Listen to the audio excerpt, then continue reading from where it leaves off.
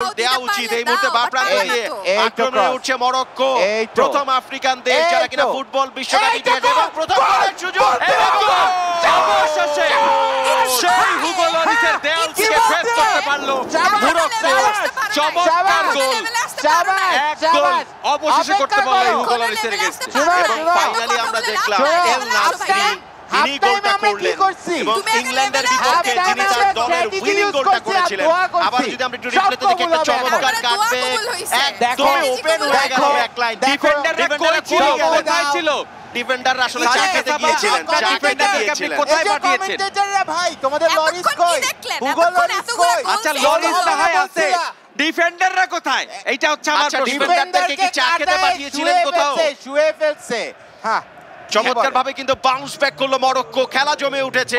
দুই গোল করতে হবে সমতার জন্য। এক্স্যাক্টলি, আমরা একটা রেড কার্ড খাই, আমরা 10 জন নিয়ে খেলি, দরকার নেই আমাদের 11 জন। কি দরকার? 10 জন নিয়ে খেলতে চায় মরক্কো, বাট এই মুহূর্তে আক্রমণে কিন্তু France. Kylian Mbappe once again, তার নিয়ন্ত্রণে বল, পাইলে এমবাপ্পেকে দাও। তোমাদের আর প্লেয়ার নাই, এখনো রেখেছেন তার কাছে, মারবেন কিনা? এবং হ্যাঁ ঘুরেছেন, এখনো রেখেছেন নিজের নিয়ন্ত্রণে।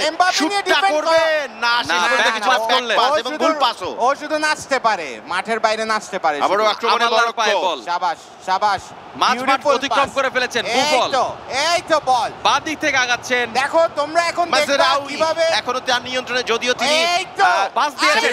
ডিফেন্সের মুখোমুখি সুযোগ আছে, দুজন ডিফেন্ডার, তিনজন ডিফেন্ডার, অনেকটা ওপেন নেট, শট করলে গোল।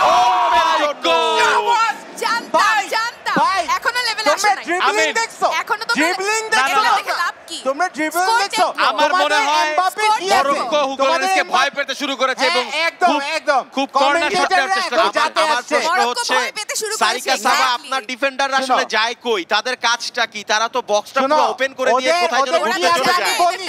ওদের আছে শুধু এমবাপ্পে যে দৌড়াইতে পারে, আর কিচ্ছু পারে না। ঠিক আছে, এক দৌড় দিয়ে কিছু হবে না। দুটা গোল করে রেখেছে অলরেডি, কি পারে না পারে সেটা তো আসলে মাঠেই দেখা যায়। ইম্পর্টেন্ট না, বিউটিফুল ফুটবল খেলা ইম্পর্টেন্ট। এটা সবাই জানে, বিউটিফুল ফুটবল দিয়ে কিচ্ছু হয় না, গোল দিলে ওয়ার্ল্ড কাপ জেতার চান্স আছে। আবারও কিলিয়ান এমবাপ্পে তার নিয়ন্ত্রণে জায়গা নিয়েছেন।